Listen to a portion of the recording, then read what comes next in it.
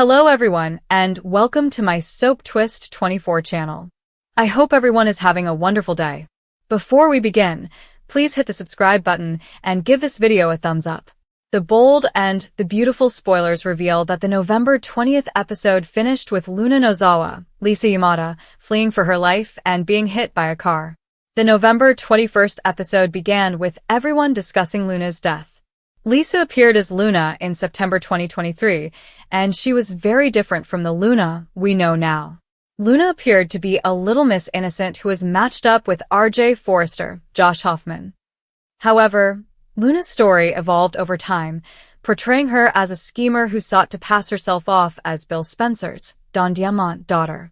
Luna assassinated Tom's star, Clint Howard, her presumed biological father, and Paul Hollister, Hollis W. Chambers, to prevent Bill from discovering Tom was her real father and revealing her secret.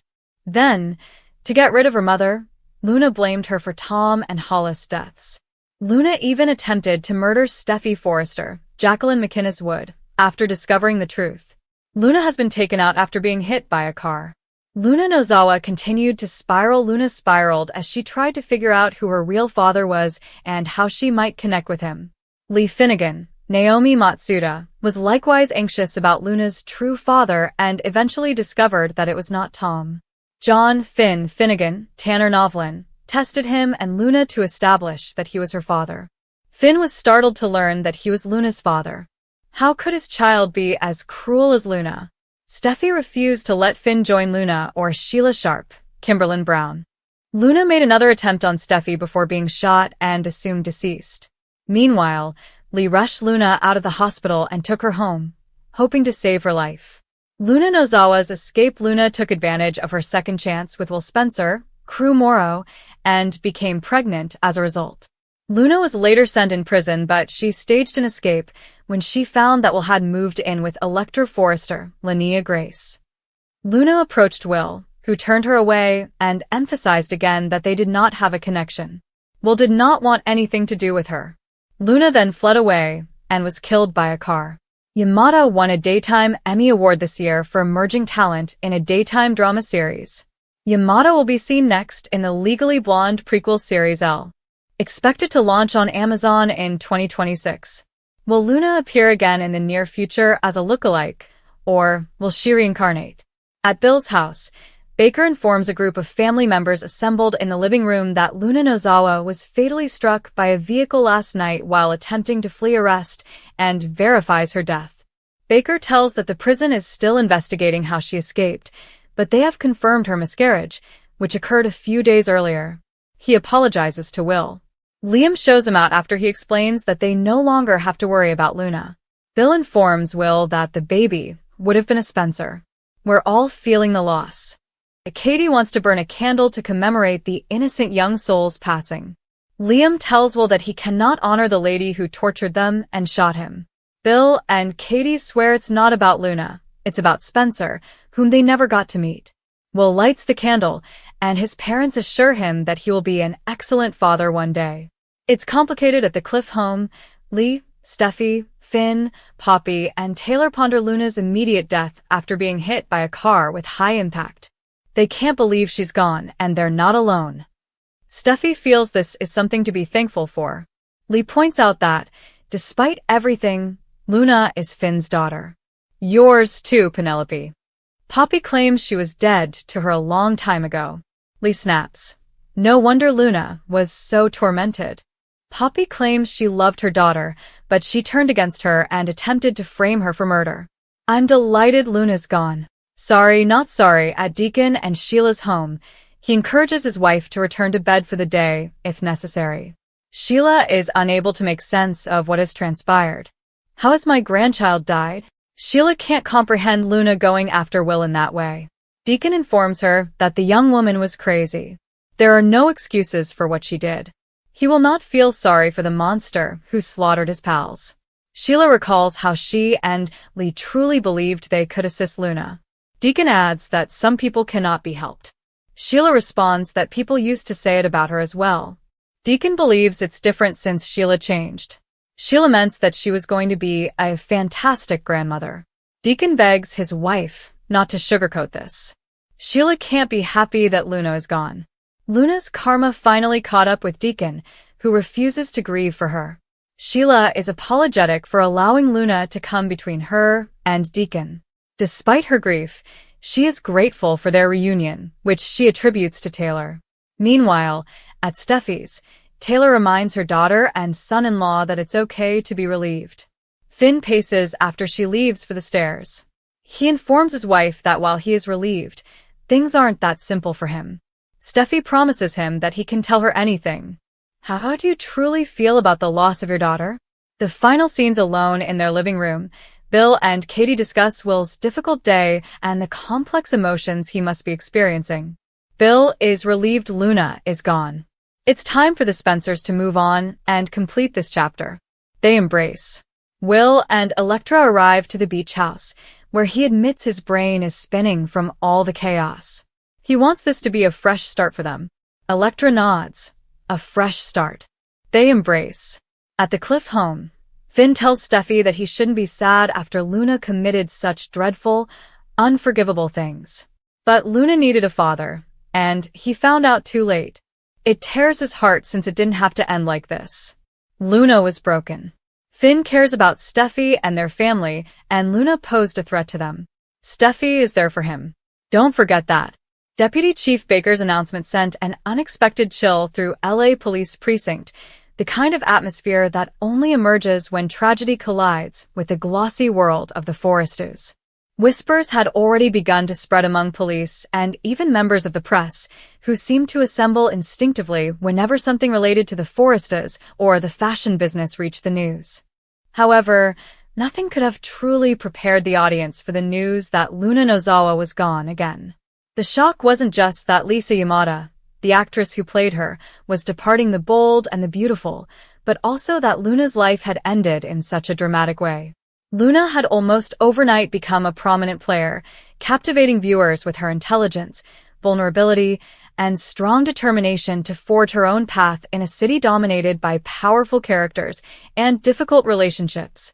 Her arrival had been a breath of fresh air, young, eager, and willing to question the existing quo while remaining true to Forrester Creations' tradition. Fans saw her navigate the tough terrain of romance, identity, and family secrets, all of which were linked to the long-running and often tumultuous Nozawa-Logan Forrester junctions. But now, as Deputy Chief Baker stood up to break the news, fans were thrown into that familiar mix of astonishment and resignation. Soap opera deaths were never completely final, but they always managed to carry a piece of viewer attachment with them. Luna's death once again elicited quick questions. How? Why? What storyline had taken her back to the edge, eventually pushing her over? And arguably the most important question of all, was this really the end? The official story offered by Baker, dramatized in the episode that aired alongside numerous advertising teases, portrayed circumstances shrouded in mystery and suspense. Luna, who was always presented as wanting to avoid danger and conflict, had apparently become enmeshed in secrets much beyond anything she had previously encountered. Her plot had been riddled with mounting concerns in the days building up to this point, foreboding encounters, emotional fissures, and morally ambiguous decisions. Her connections had gotten more difficult. Her relationship with R.J. Forrester, which had once been a bright spot of her life, had begun to unravel as a result of external manipulation and internal turmoil. Viewers could hear the fissures emerging, especially as Luna dealt with the consequences from the plotline surrounding her mother, Poppy, whose past contained shadows and unsolved questions that appeared to spill into Luna's own destiny. Luna was frequently shown trying to defend her mother's name, to overcome rumors, and to prove herself worthy of the career she had worked so hard to establish. The emotional burden was taking a toll. However, the exact cause of her death was purposefully hidden in narrative ambiguity. The writers created an atmosphere in which nearly every key character appeared to have a motive or opportunity, with red herrings dotted throughout the month leading up to the tragedy. Friends became wary of one another, sexual rivalry heated up, and old grudges resurfaced. In a series notorious for its twists, Luna's final week felt like a well-orchestrated crescendo, each scene tightening the tension, each interaction pointing to a final breaking point. When Deputy Chief Baker broke the news on the television, viewers could feel the seriousness. His persona, noted for his calm, deliberate attitude, was rarely seen until something big had occurred. His involvement alone suggested that Luna's narrative would not end gently.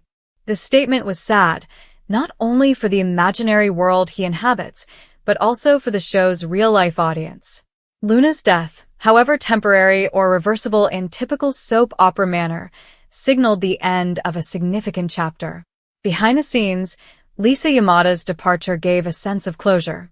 Rumors have swirled for weeks among fans and industry insiders that the actress was looking for other options, possibly outside of daytime television.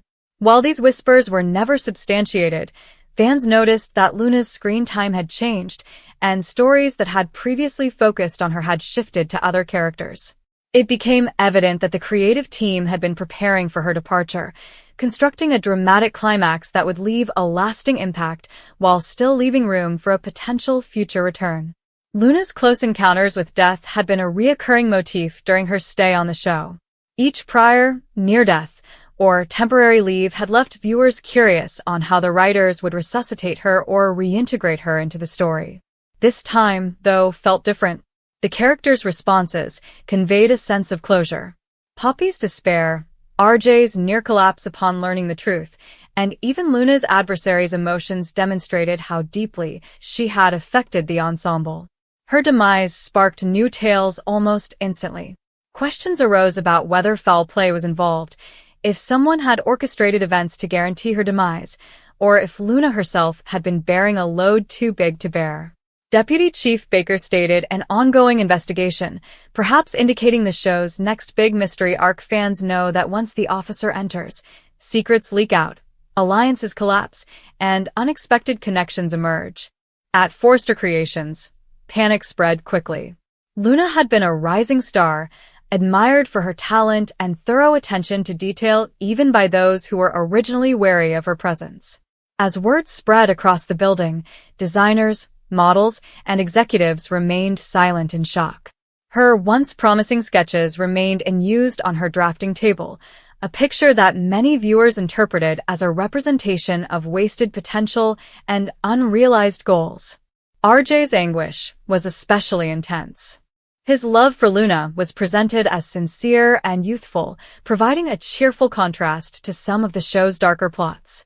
Their partnership had given viewers hope, particularly in recent months when they had overcome misunderstandings and emotional turmoil.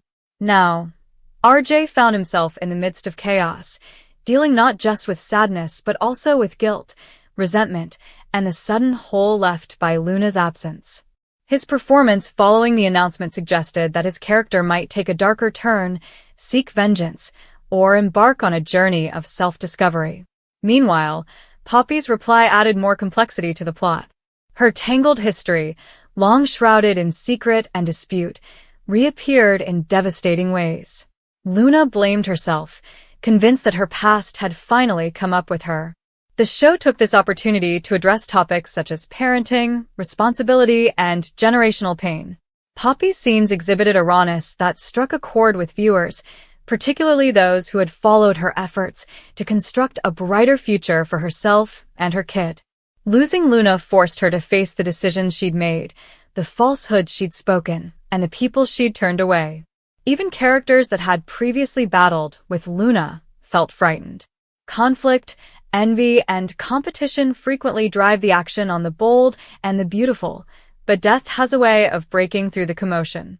Those who had previously viewed Luna as a threat or an impediment voiced regret and introspection. Several people found themselves questioning their own ways, vowing to make amends or reassessing the grudges they had held so strongly. Even though Lisa Yamada was not there, the influence of her performance could be felt as the show progressed. Her performance of Luna instilled the show with vitality, tenderness, and compassion. Fans filled social media with tributes, sharing favorite scenes, famous lines, and emotional responses. Some were frustrated, believing that Luna's character still had a lot of potential. Others praised the writer's audacity, recognizing that soap operas thrive on high-stakes drama and surprising twists. However, nearly everyone felt that Luna's departure left an evident gap. The narrative surrounding her demise has sparked conjecture about the future. Will the writers eventually resuscitate her, as they have with other characters in the past? The term "dies once again" indicated that the potential remained. Soap opera deaths were rarely permanent. With Lisa Yamada's expanding fan base, the show may one day try to bring her back, whether through flashbacks, dream sequences, or a dramatic return storyline involving amnesia, incarceration, or a long-lost twin. The genre thrives on the unusual, and Luna's persona was popular enough to warrant a creative reboot. However, the immediate storyline emphasized consequences and introspection. Characters met to share recollections, reflect on what they could have done differently, and confront the unsolved issues that Luna's absence brought to the forefront. The continuous presence of Deputy Chief Baker in the tale hinted to further revelations. Names would emerge, reasons would be investigated, and lies would be exposed.